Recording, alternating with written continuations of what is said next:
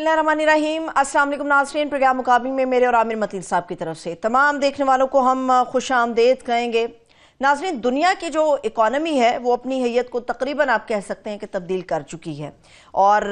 अपनी अपनी बका के जो है वो नए उसूल भी तकरीबन तय हो चुके हैं। तमाम ममालिक ने अपने हिस्से और अपने मुल्क की आसानी के लिए मुआशी जंग के अंदर अपने दस्ते मैदान में उतार दिए हैं, मगर हम चूंकि पाकिस्तानी हैं, पाकिस्तान की बात करेंगे। देखना यह है कि क्या पाकिस्तान ने भी अपने दस्ते उतार दिए, क्या पाकिस्तान भी उस सफ में आके खड़ा हो चुका है, इसके ऊपर हम बात करने जा रहे हैं। याद रहे कि जब डोनाल्ड ट्रंप ने इक़्तिदार संभाला और इक़्तिदार संभालने के चंद ही रोज के बाद पूरी दुनिया के अंदर उन्होंने एक भौचाल पैदा कर दिया। बड़ी बड़ी स्टॉक मार्केट्स जो हैं वो मंदी का शिकार हो गई हैं और चंद ही रोज के अंदर बड़े बड़े सरमायाकार दुनिया के अंदर खरबों रुपए जो हैं वो अपने डबो चुके इस टैरिफ वॉर के नतीजे में। सियासी अमलदारियों से हट के सवाल यह है कि पाकिस्तान के अंदर हो क्या रहा है, ऐसा कौन सा सौदा है पाकिस्तान के पास कि वो अमेरिका बहादुर के सामने जाएगा और अपने लिए कुछ आसानी पैदा कर पाएगा। इसके ऊपर आज हम प्रोग्राम मुकाबिल में बात करने जा रहे हैं। आमिर साहब, रोज़ आप हमें अपने तज्जियों में ना दुनिया घुमा देते हैं, रोज़ आप घुमाते हैं, कभी किसी मुल्क की मिसाल, कभी किसी मुल्क की मिसाल। दुनिया से तो हम आपके तज्जियों में बाखबर हो जाते हैं, मगर क्या पाकिस्तान और उस पर रूल करने वाले जो लोग हैं वो भी बाखबर हैं या फिर बेखबर हैं? बेखबर तो छोटी बात है, बिल्कुल एक शुतुरमुर्ग की तरह रेत के अंदर उन्होंने सर दिया हुआ है और गौर नहीं कर रहे कि दुनिया में क्या हो रहा है। और हम बड़े खुशकिस्मत कह लें या बदकिस्मत कह लें कि हम वो जनरेशन हैं कि इस वक्त हम तारीख 100 साल बाद इतने बड़े वाक़यात, वो जो अंग्रेज़ी में कहते हैं ना एपोक मेकिंग ईरा, इस वक्त जो दुनिया में तलातुम आया हुआ है, जो बड़े बड़े वाक़यात हो रहे हैं, पूरे 100 साल का या 1945 से सेकेंड वर्ल्ड वॉर से ले लें, जो निज़ाम, जो मालियाती निज़ाम और जो सियासी निज़ाम बना हुआ था वो तितर बितर होने जा रहा है, वो तितर बितर हो चुका है, नया अभी बना नहीं है। हर मुल्क इस वक्त परेशान है और दुनिया भर में ये बहसें होती हैं। मैं क्योंकि थोड़ी सी इन चीज़ों में दिलचस्पी रहता हूँ तो मुझे यकीन करें सारी रात मैं सो नहीं पाता हूँ, मैं फिल्में देखता रहता हूँ पूरी दुनिया में हो क्या रहा है और इतनी फास्ट पेस पे कि ये जो टैरिफ वॉर चल रही है कि जी आज अमेरिका ने ये कर दिया, day to day are to are basis के ऊपर पूरी दुनिया की पॉलिसी बदल रही है जो कि सालों दहाइयों में नहीं बदलती थी। और हमारे यहाँ क्या हो रहा है, सारा दिन जो और सारे जो प्राइम टाइम के अंदर गुफ्तगू क्या होती है, पीटीआई की गुफ्तगू, जी फलाने को इजाज़त मिली थी मिलने की, फलाने को नहीं मिली थी, कौन क्यों मिल लिया, जी उनको आज गिरफ्तारी हो गई, आज उसको नहीं मिलने दिया गया, इसको पकड़ लिया, और उसको पकड़ लिया, उसको छोड़ दिया, कि जी फलाना जो है एस्टेब्लिशमेंट का जो है आलाकार बन चुका है, फलाना जो है असली पीटीआई है, ये नकली पीटीआई है। ये पीटीआई के मसाइल चल रहे हैं। नून के मसाइल क्या चल रहे हैं कि जी वहाँ पे स्कूलों के अंदर जीन्स नहीं पहनी जाएगी, उसके बाद लोगों की चार दीवारी के ऊपर फलांग के पंजाब पुलिस चली जाती है और बच्चे और बच्चियों की जो भी उनके घर के अंदर किसी के नहीं जाया जा सकता और उनको पकड़ के कि जी ये पार्टी कर रहे थे, जी यहाँ से जी बोतलें निकल आई हैं। एक एक बच्ची के बिल्कुल यंग बच्चियां हैं, बच्चे हैं 30-40 की, मुझे इतनी तकलीफ है देख के, एक एक की तस्वीर दिखाई जा रही है। वो बच्चियां हैं, वो अपने घर के अंदर कर रही हैं, ठीक है यार, की हद के अंदर ठीक है, घर के अंदर कोई किसी के, आप ये किसी दुनिया के मजहब में किसी अखलाकियात में नहीं है कि घर फैलांग के आप किसी के घर में घुस जाएं और उनकी तस्वीरें उतारते फिरे। ये पंजाब से है। हाँ जी, वो नवाज शरीफ साहब एक्टिव हो गए हैं और जी क्रिप्टो का जो वो बाइनेंस का जो चीफ है उसके साथ मिल रहे हैं। ये नहीं पता चल रहा वो मुल्क के लिए क्रिप्टो के किस मकसद के तलाश कर रहे हैं या अपने कोई जाती मामलात के लिए क्रिप्टो को एक्सप्लोर कर रहे हैं। पीटीआई पीपल्स पार्टी जो है वो जी नहरों के ऊपर जी वो हैं, प्रेसिडेंट साहब जो है वो बीमार हो गए हैं और जो है अल्लाह ताला उनको बिल्कुल सेहत दे। हम तो शक नहीं करते मगर दुनिया शक करती है कि जनाब बिलावल साहब बिल्कुल जो है इनकलाबी बन चुके हुए हैं, हुकूमत का हिस्सा भी है। साथ में फिक्र पड़ गई है کہ وہ جو ذوالفقار علی بھٹو جونیئر صاحب ہیں انہوں نے جو تقریر 4 اپریل کو کر دی ہے، انٹری ماری ہے، وہ زبردست ماری ہے. وہ سندھ کی عوام جو ہے نا، یہ پہلے ہی ان کا 30-35 سال سے کافی برے حالات ہیں، اس کی انٹری کے بعد بڑے وہ پریشان ہیں. تو یہ خبریں ہیں جس کا ایک ڈسکنیکٹ ہے دنیا کے تعلقات سے. دنیا میں کیا ہو رہا ہے اور تاریخ کس طرف جا رہی ہے، کتنے بڑے ایونٹ ہو رہے ہیں. برلن وال کے بعد میں سمجھتا ہوں یہ سب سے بڑا واقعہ اس وقت ہو گیا ہے. اور ہماری نیبرہڈ میں، خطے میں ہمارے 4 ہمسائے ممالک ہیں، چاروں کے اندر ایسی خبریں ہیں جس کے متعلق ہمیں فکر مند کرنا چاہیے. پہلے بات کر لیتے ہیں ہمسایہ ملک، اسلامی برادر ملک ایران. ایران کے متعلق اسرائیل نے اور ٹرمپ یہ وہ دھمکی دے چکے ہوئے ہیں، بلکہ کیا اعلان کر چکے ہوئے ہیں کہ آپ جوہری جو ہے ایگریمنٹ ہم اکتوبر تک کر لیں، ورنہ آپ کے اوپر حملہ ہونے آ رہا ہے.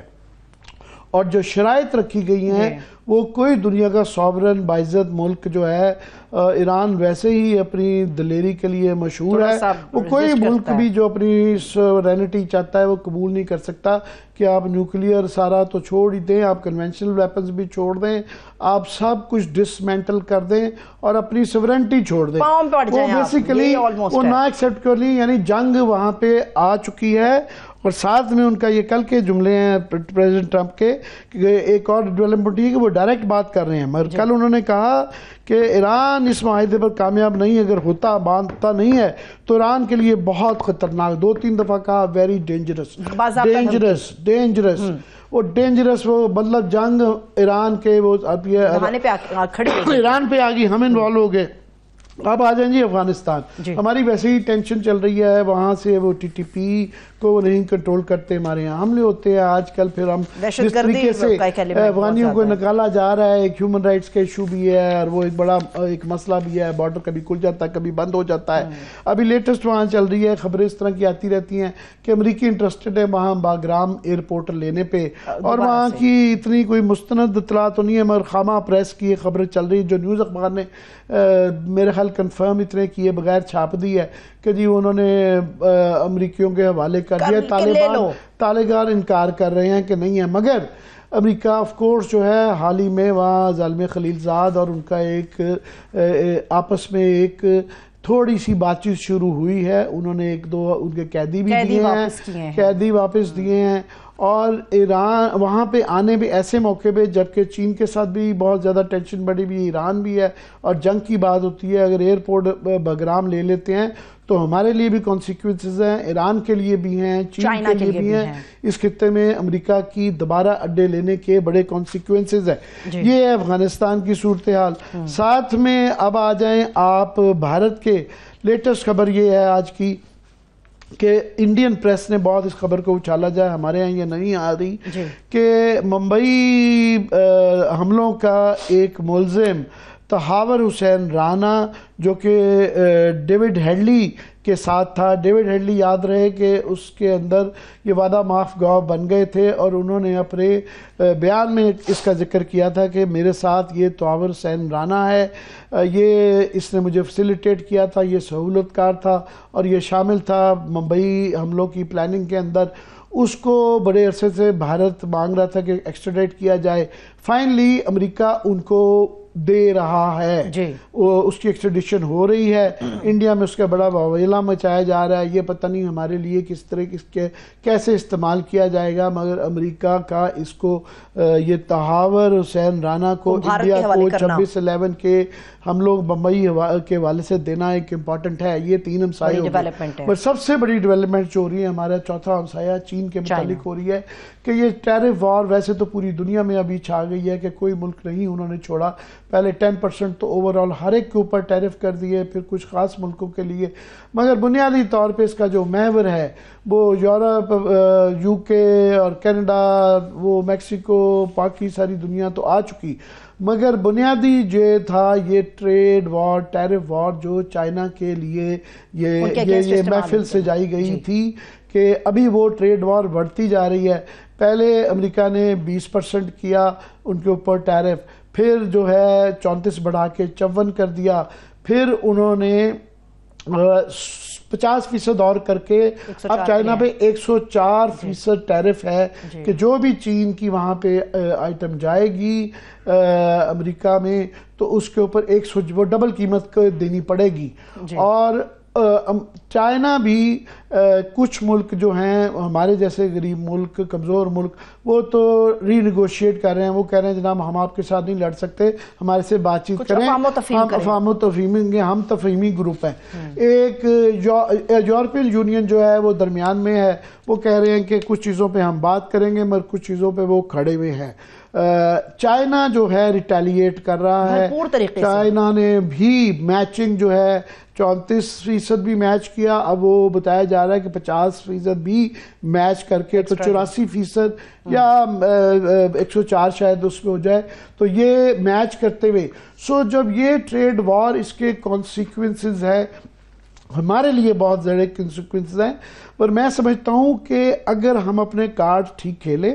اور یہ جو اندرونی کی پیٹی لڑائیاں چھوڑ دیں اور عقل مند لوگ اس کے اوپر سوچ بچار کریں, پارلیمان میں بحث ہو, میڈیا کے اوپر بحث ہو, تو اس کے بعد ہمارے لیے اپرچونٹی اس لیے بھی ہے کہ ہمارا ٹریڈ گیپ ہے, ہمارا امپورٹ بل جو ہے 45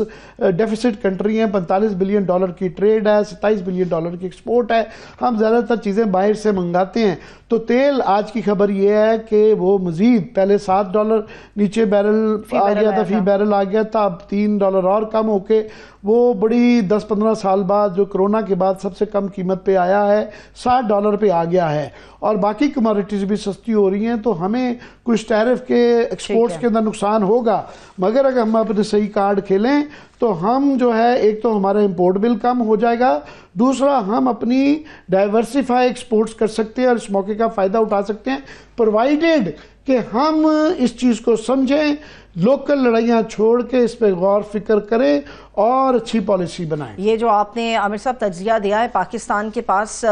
نیگوشیٹ کرنے کے لیے کیا ہے, کتنی آسانیاں پیدا ہو سکتی ہیں, اور سیکنڈلی یہ کہ پاکستان میں رہتے ہوئے ہمیں اس کی سختیوں کا اور اس کی تشویش کا اندازہ ہو رہا ہے. جو لوگ وہاں پر موجود ہیں وہ میرے خیال میں اس سے بھی کہیں زیادہ بہتر پکچر ہمارے سامنے رکھ سکتے ہیں. امریکہ سے ہمارے ساتھ سینئر صحافی اور پروفیسر ہیں اویس سلیم صاحب, انہوں نے ہمیں جوائن کیا. سر بہت شکریہ آپ کے وقت کے لیے. اور لندن سے سینئر صحافی ہیں ثقلین امام صاحب, انہوں نے بھی ہمیں جوائن کیا. سر آپ دونوں کے وقت کے لیے بہت شکریہ. میرا خیال ہے عامر صاحب وہاں کے پکچر ان لوگوں سے زیادہ بہتر کوئی نہیں بیان کر سکتا. میں ثقلین امام اور اویس دونوں میرے پرانے کولیگ رہے ہوئے ہیں. ثقلین کے ساتھ تو میں نے کالج اور جرنلزم کٹے سٹارٹ کیا ہوا ہے, اویس کے ساتھ بھی بڑی ایسوسیشن رہی ہوئی ہے. تو ثقلین آپ کی اجازت سے میں ڈاکٹر اویس سلیم سے شروع کرتا ہوں. ڈاکٹر صاحب میں نے پتہ نہیں آپ نے میرا ابتدائیہ سنا ہے کہ نہیں, آپ وہاں امریکہ میں رہ رہے ہیں اور آپ کو اور ثقلین کو اندازہ ہے کہ دنیا اس وقت جو ہے یہ ہم ایک تاریخ کے ہم خوش نصیب ہیں یا بد نصیب ہیں کہ ہمیں یہ موقع مل رہا ہے کہ یہ دنیا پوری تبدیل ہو رہی ہے ہماری آنکھوں کے سامنے. یہاں بھی آپ چونکہ پاکستانی ہونے کے ناطے ایم شور آپ نظر رکھتے ہیں اور آپ دیکھتے ہیں کہ یہاں کیا پیٹی لڑائیاں ہو رہی ہیں اور یہ کوئی بالکل ایک ڈسکنیکٹ ہے. تو پہلے کہ وہاں کیا امریکہ میں ہو رہا ہے ٹیرف وار کے حوالے سے, اس کے کیا اثرات ہیں اور ہمارے پہ کیا اثرات ہیں, اس پہ ذرا آپ اپنا مدلل قسم کا تجزیہ دیں. جی بہت شکریہ. آپ کے پاس آنا اور آپ سے گفتگو کرنا ہمیشہ اچھا لگتا ہے. میں تھوڑا سا پیچھے سے اگر آپ اجازت دیں تو شروع کروں. جب ڈونلڈ ٹرمپ اس دفعہ امیدوار بنے تھے اور ہم نے تب بھی اس بارے میں بہت بات کی تھی, تو ان کے چاہنے والوں کو دو بڑی خوش فہمیاں تھیں. ایک تو یہ کہ وہ بہت بڑے زبردست کاروباری ہیں اور معیشت جو پچھلے کچھ عرصے سے کچھ جمود کا شکار تھی اس کو تو جو ہے وہ ٹرن اراؤنڈ کرنا ان کے بائیں ہاتھ کا کھیل ہوگا. دوسرا یہ کہ وہ بڑے زبردست قسم کے امن پسند ہیں اور پوری دنیا کو وہ اپنی طاقت کے اثر سے امن کا گہوارہ بنا دیں گے. اور ایک امید بھی تھی کچھ لوگوں کو امریکہ کے اندر اور امریکہ کے باہر کہ شاید ان کا جو روپ پہلے دور حکومت میں دیکھا گیا تھا اس سے انہوں نے کچھ سیکھا ہو.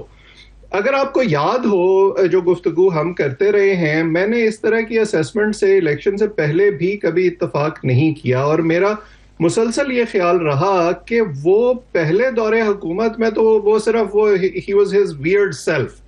اور کچھ نہ کچھ چیکس اینڈ بیلنسز کہیں نہ کہیں موجود تھے. مائک پینس کی شکل میں ایک نائب صدر موجود تھا, اس دفعہ انہوں نے اپنی پوری ٹیم وہ سلیکٹ کی ہے جو بڑی انہنجڈ قسم کی ہے, جو ان کو روکنے کے بجائے ان کو مزید مہمیز دیتی ہے کہ آپ جو کر رہے ہیں ٹھیک کر رہے ہیں, اس کو کرتے رہیں. تو میرا خیال ہے میں اگر ایڈ کر سکوں آپ کی اجازت سے, مہمیز نہیں دیتے ان کے, خاص طور پہ جو ٹریجری سیکٹری ہیں اسکاٹ بیسنٹ, اور جو ان کی کاؤنسل آف اکنامک ایڈوائزر کے چیئرمین ہیں اسٹیفن میران, یہ جو ابھی اس وقت کر رہے ہیں ٹرمپ, اس کے متعلق وہ تقریریں بھی کرتے رہے ہیں, تھیسس بھی دیتے رہے ہیں, جو کہ ابھی وہ مارو لاگو ایگریمنٹ ہے وہ بتایا جا رہا ہے. میں یہ ناظرین کی نالج کے لیے کہ دنیا میں کیا ہو رہا ہے, سو یہ ایک پاگل پن نہیں ہے, اس کے پیچھے ایک اسٹریٹجی بھی ہے. میں چاہوں گا وہ بھی ذرا ایکسپلین پیچھے کہ اس کے پیچھے کیا میتھڈ اینڈ میڈنس کیا ہے. بالکل آپ درست کہہ رہے ہیں. یہ آج ایسا نہیں ہوا کہ ایک دن صبح ڈونلڈ ٹرمپ اٹھے اور ان کو یہ خیال آ گیا. یہ بڑا ویل تھاٹ آؤٹ پلان ہے, اور وہ سارے لوگ جو ان کے ارد گرد موجود ہیں وہ اس میں پوری طرح سے بلیو کرتے ہیں. اب معیشت میرا میدان نہیں ہے, لیکن جتنا میں پڑھنے کی یا لوگوں سے بات چیت کر کے سمجھنے کی کوشش کرتا ہوں, مجھے یہ کسی اکنامک پلان میں فٹ ہوتی ہوئی یہ سوچ نظر نہیں آتی کہ آپ بنائیں گے بھی خود اور بیچیں گے بھی اپنے آپ کو, اور اس سے آپ کی اکانومی جو ہے وہ بھی بہت اچھی ہو جائے گی. اب وہ شرٹ جو میکسیکو سے یا بنگلہ دیش سے یا اس قسم کی جگہوں سے بن کے آتی ہے اور یہاں 10-15 ڈالر کی بکتی ہے, اس کے $30 کون دے گا؟ وہ آئی فون جو چائنا سے بن کے آتا ہے اور یہاں $1,000-1,200 کا بکتا ہے, اب اس کے متعلق یہ کہا گیا اسٹیٹ ڈپارٹمنٹ کے پوڈیم سے اور وائٹ ہاؤس کے پوڈیم سے کہ ہم وہ مینوفیکچرنگ واپس امریکہ میں لے آئیں گے, اور اندازے یہ لگائے جا رہے ہیں کہ اگر ایسا ہوا تو اس کی قیمت $2,300 تک پہنچ سکتی ہے. تو یہ ٹرمپ صاحب کے چاہنے والوں میں سے امریکہ میں سے کون دینا چاہے گا؟ تو یہ تو ایک بہت اس وقت ٹرکی سچویشن ہے. اب دیکھنا یہ ہوگا کہ اس کو وہ کتنے عرصے تک سسٹین کرنا چاہتے ہیں, اور دنیا ریسپونڈ کرے گی. آپ نے یورپین یونین کا ذکر کیا تھوڑی دیر پہلے, میں پڑھ رہا تھا ابھی آج ہی صبح, انہوں نے وہ 25% ٹیرف تو لگایا ہے ٹرکس پر, آئس کریم پر, کچھ دوسری چیزوں پر جو وہ زیادہ امپورٹ کرتے ہیں امریکہ سے, لیکن اس کے ساتھ ساتھ وہ میرا خیال ہے بڑا سمارٹ موو کر رہے ہیں. وہ ٹارگٹ کر رہے ہیں ریڈ سٹیٹس کو جہاں ریپبلکن جماعتوں کی حکومت ہے, تو وہاں سے آنے والی جو مصنوعات ہیں ان پر وہ زیادہ ٹیرف عائد کر رہے ہیں. سو یہ معاملہ اتنا سیدھا نہیں ہے جتنا ڈونلڈ ٹرمپ کو لگتا ہے. اور ابھی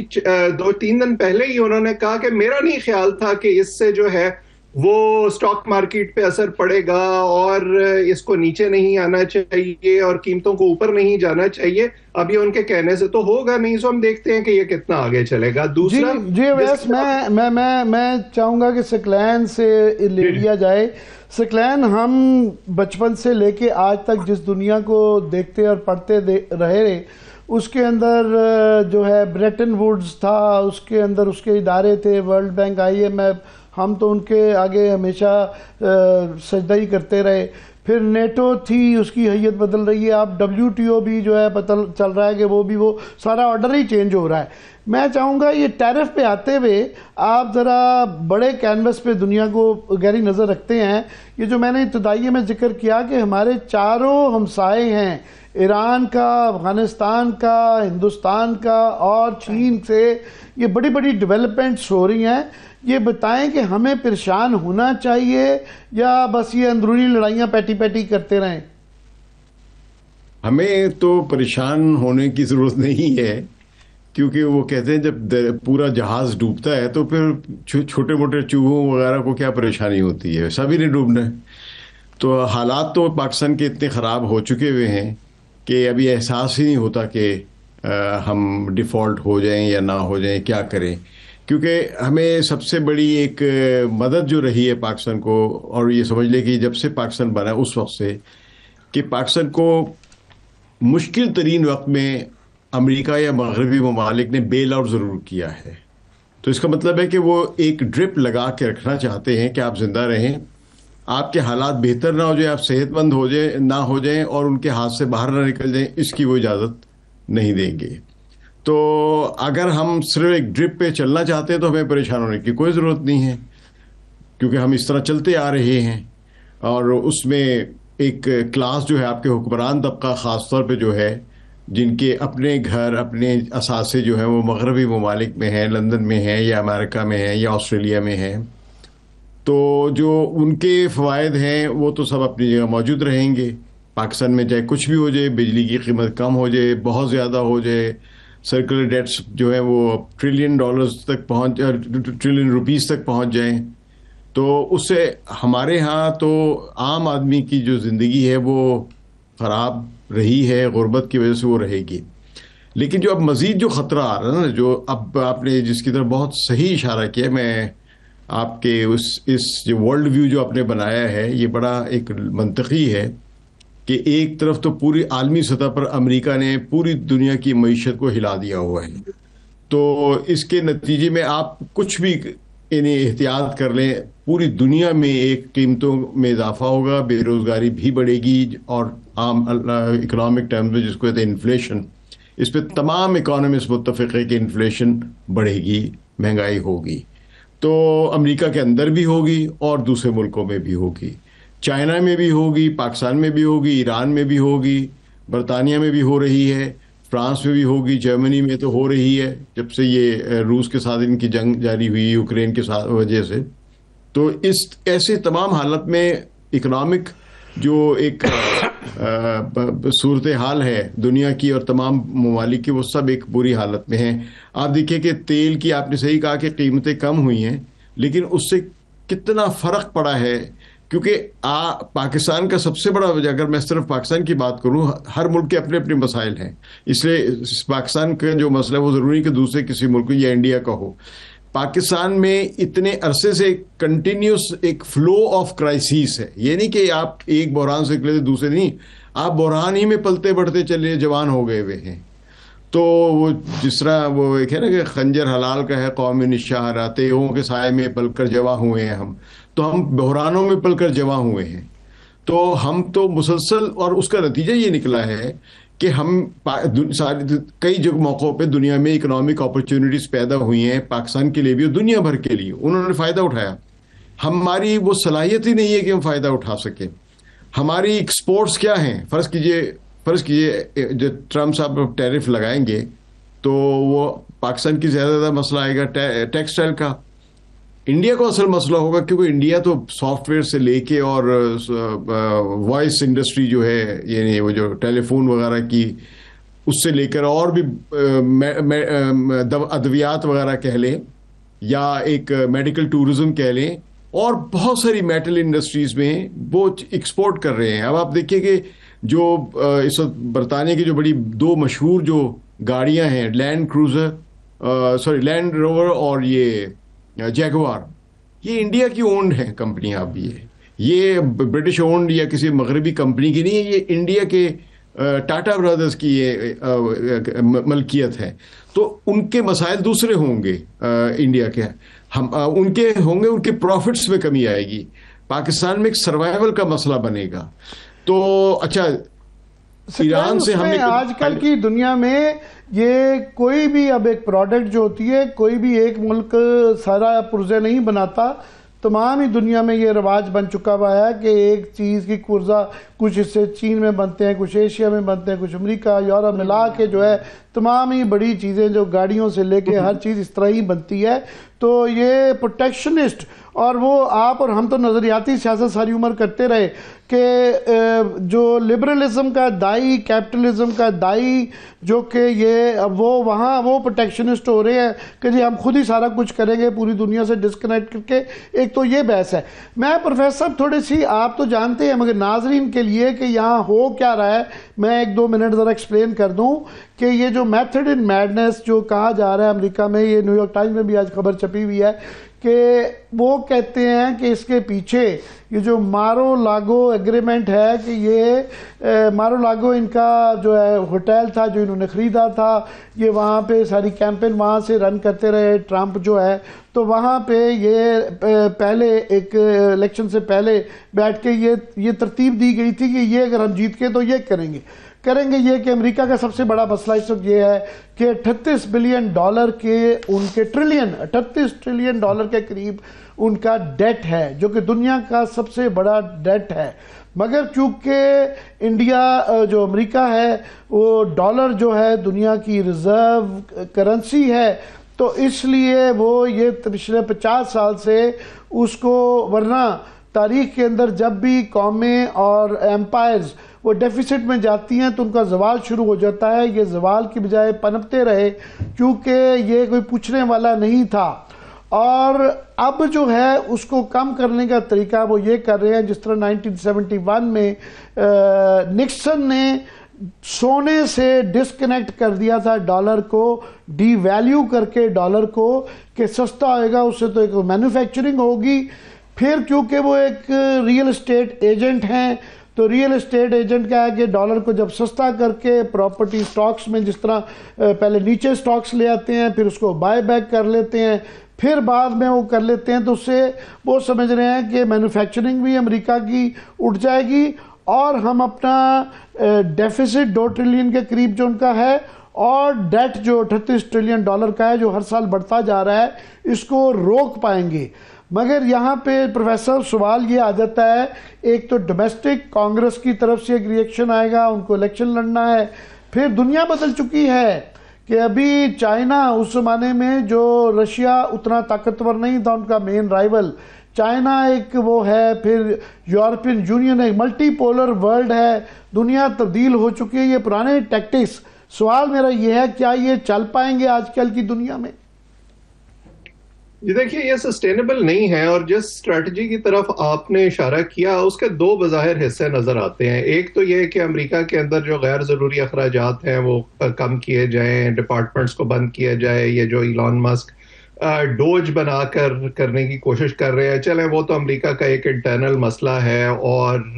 اس سے دنیا کا کوئی اتنا بڑا کنسرن نہیں ہے, اگرچہ یہ بھی بڑا ایک سمپلیفائڈ قسم کا سلوشن لگتا ہے. دوسرا جو حصہ ہے یہ جو آپ نے پچھلے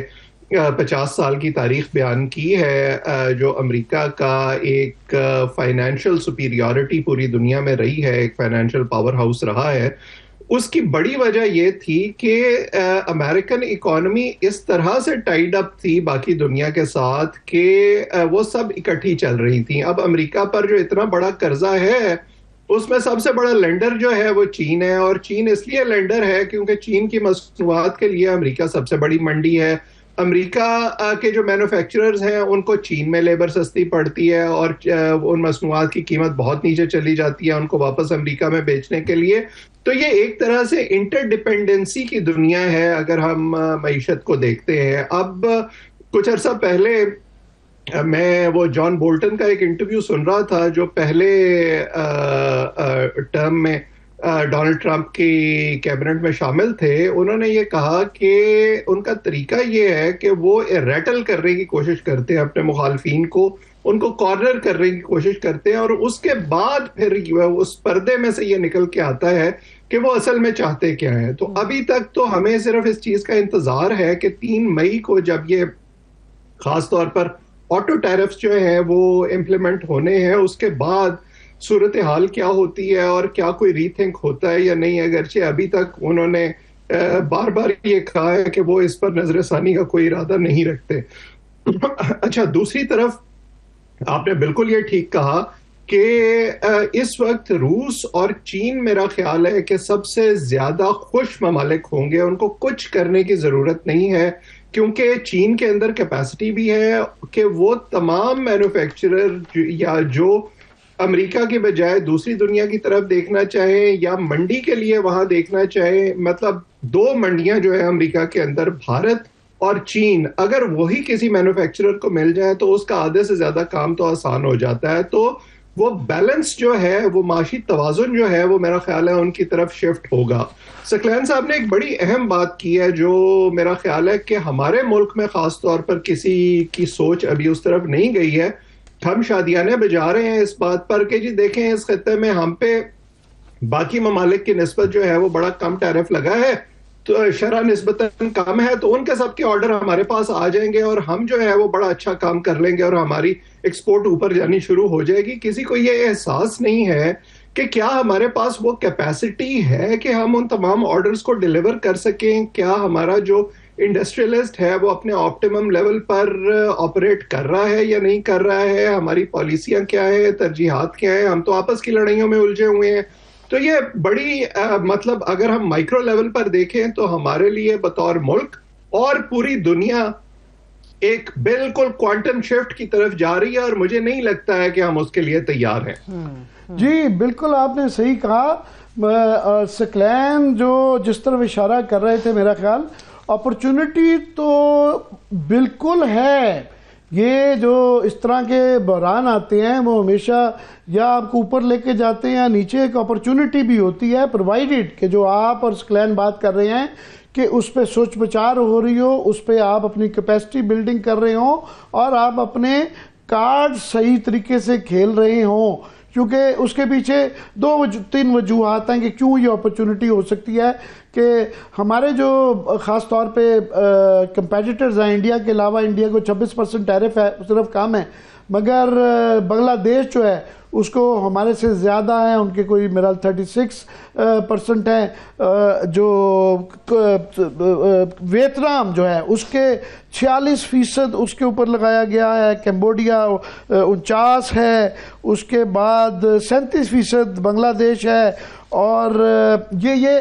تو ہم ان کی منڈیوں پہ لے سکتے ہیں. مگر سب سے زیادہ جو اہم ہے, ایک اور بڑی ڈیولپمنٹ ہوئی ہے کہ ڈالر امریکہ یہ جو تھیری جو بتائی جا رہی ہے کہ وہ چاہتے ہیں کہ دنیا سے جس طرح گاؤں کا چودھری ایک ٹیکس لیتا ہے اپنا پروٹیکشن کا یا مافیاز لیتے ہیں, وہ کہہ رہے ہیں کہ آپ پوری دنیا جو ہماری ایلائز ہیں ہمیں سیکورٹی پرووائڈ کرتے ہیں تو ہمیں وہ ایک ٹیکس دیں جس کے ذریعے وہ اپنی ڈالر کی جو ہے ریزرو کرنسی کے طور پہ جس کی بنیاد کے اوپر یہ سارا ڈیٹ برداشت کیا جا رہا ہے وہ برقرار رہے. مگر ایک دھچکا لگ چکا ہے جس کے اوپر ہمارے ہاں تو بالکل بھی غور نہیں کیا. وہ یہ ہے کہ چائنا نے جو ان کی ڈیجیٹل RMB ہے, رینمنبی, اس کو آسیان کو اور اس کی مڈل ایسٹ کی 6 ملکوں کو اس کا حصہ بنا لیا ہے. جس کا مطلب یہ ہے کہ یہ سوئفٹ کے پروسیس سے باہر ایک آلٹرنیٹ آ گیا ہے. اور یہ 3 سوئفٹ کے پروسیس میں, یہ میں ناظرین کی اطلاع کے لیے کر رہا ہوں, جو منی ٹرانسفر ہوتی ہے وہ 3 سے 4 دن لگ جاتے ہیں. یہ تجربہ کر لیا گیا ہے کہ ریئل ٹائم میں 7 سیکنڈ کے اندر یہ ٹرانسفر ہو جاتی ہے, اور اس کا کاسٹ جو ہے یہ 75 سے لے کے 98% کم ہے. اور ساتھ میں اس کو سلک جو ان کا بیلٹ اینڈ روڈ انیشیٹو ہے اس کے ساتھ جوڑ دیا گیا ہے جس کا ہم بھی حصہ ہیں. اور اس کا یہ مطلب ہے کہ یہ کوئی 1.2 ٹریلین کراس بارڈر جو پیمنٹ ہیں وہ اس کے ذریعے ہوں گی. ایک ایسے موقع پہ جس کی تیاری وہ 2021 سے کر رہے تھے, چائنا نے ڈی ڈالرائزیشن کے لیے ایک بہت دھچکا پہنچایا ہے. ہم کیونکہ سی پیک کا حصہ ہیں, BRI کا حصہ ہیں, تو ہمارے لیے اپرچونٹی ہے پرووائڈیڈ کہ ہمارا house in order who. Professor لمبی میں ذرا ناظرین کے لیے کر رہا تھا, آپ تو سمجھ رہے ہیں ہمارے ہاں یہ کیونکہ بحث نہیں ہو رہی تو تھوڑی سی یہ تقریر کرنے کی معافی کیجیے گا. نہیں, یہ بہت ضروری ہے لوگوں کو یہ سمجھانا کہ دنیا اب اس طرح کی نہیں ہے جیسے ہم اس خطے میں عادی تھے, اور خاص طور پر اپنے ملک میں عادی تھے کہ جب بھی ہماری سانس اکھڑنے لگتی تھی تو کوئی نہ کوئی آ کے ہمیں جو ہے وہ ایک اسٹیرائڈ کا ٹیکا لگا دیتا تھا اور ہم آگے چلنا شروع ہو جاتے تھے. اب ایسا نہیں ہوگا. اب بڑی انڈیویجولسٹک قسم کی دنیا ہے, اور وہ جو ہم اپنی ایک اسٹریٹجک ایسٹ کی جو ہماری سوچ تھی کہ ہم اس کو استعمال کر کے جو ہے وہ دنیا کی ضرورت کہیں نہ کہیں بنے رہیں گے, میرا خیال ہے اب وہ ایسا نہیں ہوگا. دوسری بات یہ کہ دنیا کے پاس اب آپشنز ہیں. امریکہ کو یہ سوچنا ہوگا کہ جس زمانے کی آپ نے بھی اپنی یہ جو تفصیل بیان کی اس میں آپ نے اشارہ کیا کہ جس زمانے میں انہوں نے وہ پالیسیاں بنائی تھیں اور اس کی بنیاد پر ان کا عروج ہوا تھا, اس وقت یورپین یونین ہو یا دنیا کے دوسرے ممالک ہوں یا ایون انڈیا ہو, انڈیا بھی اپنے عروج کے لیے اپنے آپ کو فائنینشلی سٹیبل کرنے کے لیے امریکن بلاک کی طرف دیکھ رہا تھا. اب صورتحال اس سے بڑی مختلف ہے. اب چین کی صورت میں, روس کی صورت میں اور خود بھارت کی صورت میں دنیا کے پاس بڑے آپشنز موجود ہیں اور وہ ان آپشنز کو ایکسرسائز کر سکتے ہیں. ڈالر کا جہاں تک معاملہ ہے, ڈالر امریکہ کے عروج کی ایک بہت بڑی وجہ رہا ہے کیونکہ دنیا ڈالر میں ٹریڈ کرتی رہی ہے. اب اگر آپ یہ سمجھتے ہیں کہ آپ ڈالر چھاپ کر جو ہے وہ اپنی اس معاشی استحکام کو برقرار رکھ سکیں گے تو میرا خیال ہے ایسا نہیں ہونے والا. اور یہ میں تو یہ سمجھتا ہوں کہ یہ آپ آج کی ہم بات کر رہے ہیں, یہ مڈ ٹرم انتخابات سے پہلے 2 سال کے بعد امریکہ میں مڈ ٹرم انتخابات ہوتے ہیں, اس سے پہلے ڈونلڈ ٹرمپ کے جو حامی ہیں ان کو بہت حد تک جو ہے وہ دودھ کا دودھ اور پانی کا پانی نظر آنا شروع ہو جائے گا. ابھی آپ جی میں یہ مجھے وقفے کا کہہ رہی ہیں, مگر سکلین وقفے کے بعد میں آپ سے یہ سمجھنا چاہوں گا کہ اپرچونٹی تو بالکل ہے کہ چائنا پہلے میکسیکو اور ویتنام کے ذریعے اپنی ایکسپورٹس بجوا رہا تھا, جس کی وجہ سے ویتنام کی 80% ایکسپورٹس جو جی ڈی پی جو ہے وہ ایکسپورٹ سے ہوتا تھا. تو ہمارے پاس اپرچونٹی ہو سکتی ہے کہ ہم ان کی جگہ چین ہمارا ہمسایہ ملک ہے وہ ہم کہیں کہ جی ہمارے ہاں فیکٹریاں لگائیں, مگر کیا ہم تیار ہیں اس کے اوپر؟ اور خاص طور پہ جو ایران کے ساتھ ٹینشن ہو رہی ہے کہ وہ معاملہ فی الحال دب گیا ہے اور یوکرین بھی دب گیا ہے کہ ٹیرف وار پہ زیادہ بحث ہو رہی ہے, تو ان سارے معاملات کو جوڑ کے کیا تجزیہ دیں گے؟ وقفے کے بعد آپ سے پوچھیں گے. یہ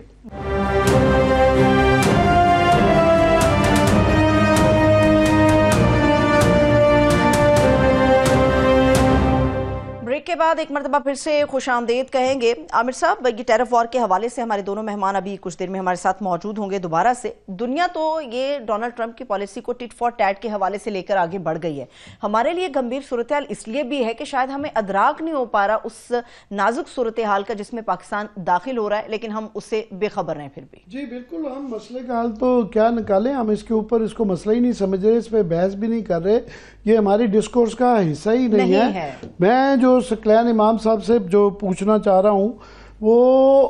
کہ کیا یہ اتنا آسان ہے کہ پہلے ساری دنیا یوکرین اور نیٹو کی حیت تبدیل ہوتی ہوئی ڈسکس کر رہی تھی, پھر یہ بہنچال آ گیا. اب یہ بتایا جا رہا ہے کہ گیم پلان یہ ہے کہ پہلے پورا ایک یہ ٹیرف اناؤنس کر کے دنیا میں ایک کیوس کریٹ کر دو, اور دنیا اس کے بعد ایلائز کو کہو کہ آپ کی سیکورٹی کی سارے جو ہیں وہ ہمیں پیسے دیں گے, اور پھر جو ہے ساری انویسٹمنٹ جو ہے امریکہ میں مینوفیکچرنگ اس پہ کڑی کی جائے گی کچھ عرصے بعد.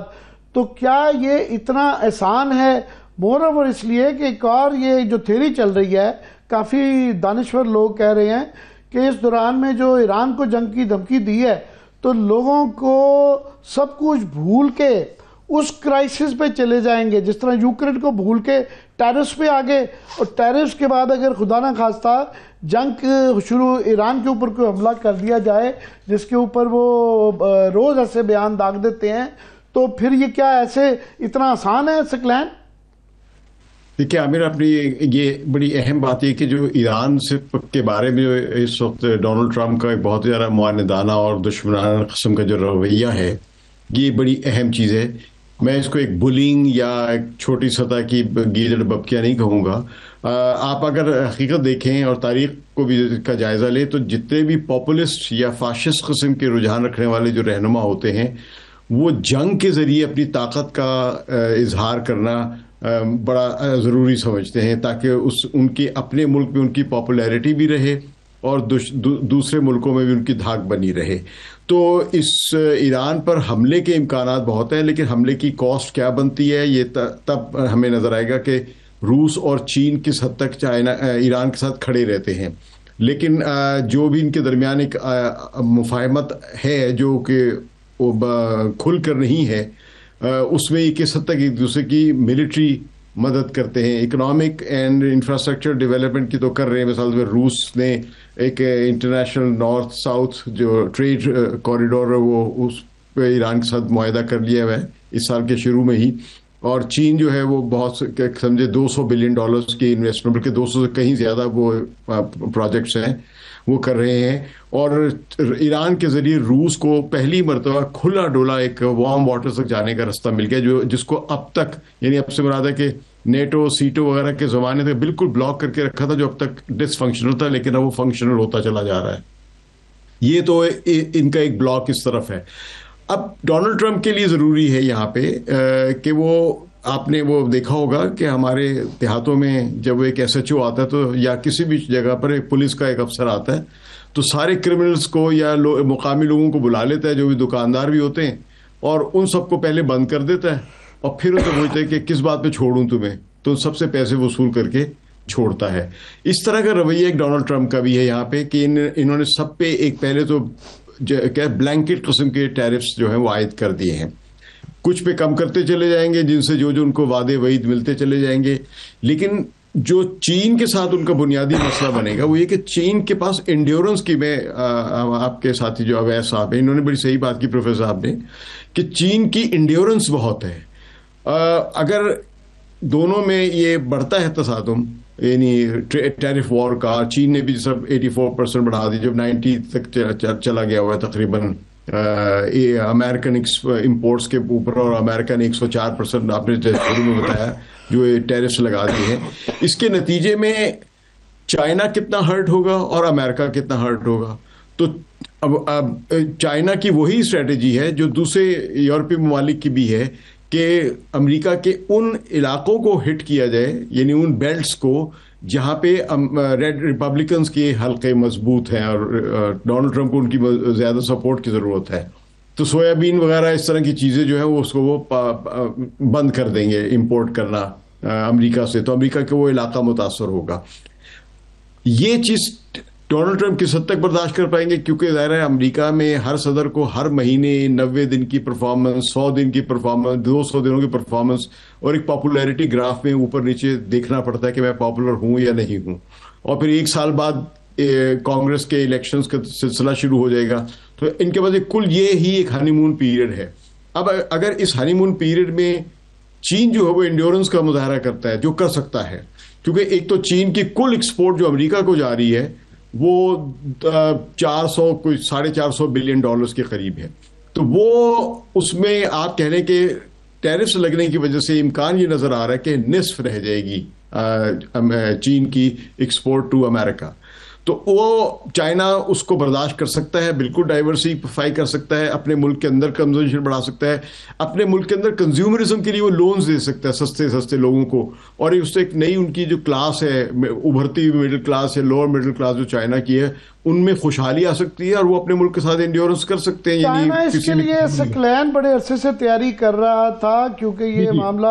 یہ دھمکیاں بڑے عرصے سے آ رہی تھی, اور ان کے جس طرح آپ کہہ رہے ہیں 3.5 ٹریلین کے ریزروز موجود ہیں, اور ان کا جو سرپلس ہے $1 ٹریلین کا ہے, جبکہ امریکہ کا $1 ٹریلین کا ہی ڈیفیسٹ ہے, بلکہ تقریباً $2 بلین کا. پروفیسر میں آپ سے یہ پوچھ رہا ہوں کہ میں پال کروگمین کو سن رہا تھا, نیو یارک ٹائمز کے بڑے کالمسٹ ہوتے تھے, نوبیل پرائز ونر بھی ہیں اکنامکس کے. وہ کہہ رہے تھے کہ جناب سب سے بڑا جو جھٹکا لگا ہے اس ٹیرف کی پالیسی سے, وہ امریکہ کی ساکھ کو, ٹرسٹ کو, کہ ہمارے اوپر اب کوئی اعتبار نہیں کرے گا, اور یہ جو بے یقینی کی فضا ہے کہ ہر مینوفیکچر یہ ڈر رہا ہے اور ہر دنیا کا ملک ڈر رہا ہے کہ اس پہ ٹرمپ صاحب پہ اعتبار نہیں کیا جا سکتا, امریکہ پہ بھی اعتبار نہیں کیا جا سکتا. جو ڈی ڈالرائزیشن جو ہے یہ شاید 10 سال لگ جاتے, مگر ڈالر کی ساکھ اور ڈالر کی قوت یہ تھی کہ یہ تھا کہ اس کے ٹریجری بانڈ لے لیں گے تو یہ گولڈ ہی ہے, گولڈ کے بعد سٹینڈرڈ کے بعد ڈالر وہ سٹینڈرڈ ہو گیا. تو اس وجہ سے شاید جو 10 سال میں ہونا تھا یہ سالوں میں ہو جائے گا. اور میں دیکھ رہا تھا کہ یہ جو ڈیجیٹل چائنیز کرنسی ہے اس کا وہ کہہ رہے ہیں کہ جناب حجم جو کراس بارڈر سیٹلمنٹ جو ہے RMB کا ڈیجیٹل کا وہ 5.8 ٹریلین سے تجاوز کر گیا ہے, اور جو ہے 87% دنیا کے ممالک جو ہیں BRI کی وجہ سے اس سے منسلک ہو چکے ہوئے ہیں. سو یہ جو ٹرسٹ کا ایلیمنٹ ہے امریکہ نے جو گوا دیا ہے اپنے ایلائز کے لیے بھی کہ ہر کوئی پریشان ہے, اس کا کیا ہوگا؟ جی آپ نے 2 اہم باتیں کی, اور ایک کا تعلق اس سے بھی ہے جو سکلین صاحب بات کر رہے تھے, میں اس کو تھوڑا سا اس کو آگے بڑھانا چاہوں گا. یہ جو جس انڈیورنس کی ہم بات کر رہے ہیں نا, اس میں اس وقت یہ باقی ممالک علیحدہ علیحدہ نہیں ہیں، کیونکہ امریکہ ان کو یہ امپریشن دے رہا ہے کہ it is U S versus the rest, اور ہم باقی سب کو ڈکٹیٹ کر سکتے ہیں. اب باقی دنیا جو ہے اس کے لیے they are in it together, ان کے لیے یہ ایک مشترکہ مسئلہ ہے، اور اس مسئلے میں اگر وہ اکٹھے ہو جاتے ہیں اور وہ ایک دوسرے کو وہ ریلیف دینا شروع کر دیتے ہیں جو انہیں امریکہ کی طرف سے نہیں مل رہا، اور ایک دوسرے میں وہ نئی منڈیاں ڈھونڈ لیتے ہیں، اور انہیں اس طرف لے جانے کے لیے انہیں ایک امریکہ کی جگہ ایک نئے لیڈر کی ضرورت ہے، اور چائنا وہاں بیٹھا ہوا ہے، اور چین کے اندر اتنی کیپیسٹی یقیناً ہے. اگر انہوں نے 34% سے بڑھا کے 84% کر دیا ہے ٹیرف امریکی مصنوعات پر، تو وہ یہ جانتے ہیں کہ ہم اس کو سسٹین کر سکتے ہیں، اور ہم اس لڑائی کو آگے لے کر چل سکتے ہیں، اور ہم اس میں جیت سکتے ہیں. تو میرا تو خیال ہے کہ جو امریکہ کے اندر ڈونلڈ ٹرمپ اور ان کے حامیوں میں یہ سوچ ہے کہ ہمیں چین سے بچنے کی ضرورت ہے، وہ الٹا اپنے تمام ایلائز کو چین کی طرف دھکیل رہے ہیں. دوسری بات یہ کہ ایک تو اس کا معاشی پہلو ہے، دوسرا جو ٹرسٹ ایلیمنٹ کی آپ نے بات کی کہ پچھلے سیکنڈ ورلڈ وار کے بعد یا فرسٹ ورلڈ وار کے بعد یہ جو امریکہ کی حیثیت تھی leader of the free world اور leader of the capitalist economy, کہ امریکہ نے جو کہہ دیا ہے دنیا آنکھیں بند کر کے اس کے پیچھے چل رہی ہے، وہ جنگ میں جا رہے ہیں تو سب ان کے پیچھے جنگ میں جا رہے ہیں، وہ کہیں جو ہے وہ کوئی نئی معاشی پالیسی کا اعلان کر رہے ہیں، کسی کو جو ہے وہ ٹریڈ لیویز لگا رہے ہیں، کہیں سے اٹھا رہے ہیں، اور سب جو ہے وہ ان کے پیچھے چل رہے ہیں. اب آئندہ ایسا نہیں ہوگا. یہ سوچ بڑی نائیو ہے کہ نہیں ڈونلڈ ٹرمپ کے 4 سال ہیں اور 4 سال کے بعد یہ چلے جائیں گے، کوئی نیا صدر آئے گا تو اس کے بعد سارا کچھ ٹھیک ہو جائے گا. یہ جو آخری 2 منٹ ہے ڈاکٹر صاحب، میں سکلین سے سم اپ کروانا چاہوں گا کہ یہ سوچا نہیں تھا کہ جس طرح ویس کہہ رہے ہیں کہ یورپین یونین چین سے بات کرنے کی کوشش کر رہی ہے، اور یہ نئی منڈیاں ظاہر ہے ان ملکوں کو جب امریکہ کو نہیں بیچ سکیں گے تو یہ باقی کسی دنیا کو تو بیچنا ہے. تو ہم کیونکہ ایک درآمدی ملک ہیں، $45 بلین کا ہمارا درآمدی بجٹ ہے، تو ہمیں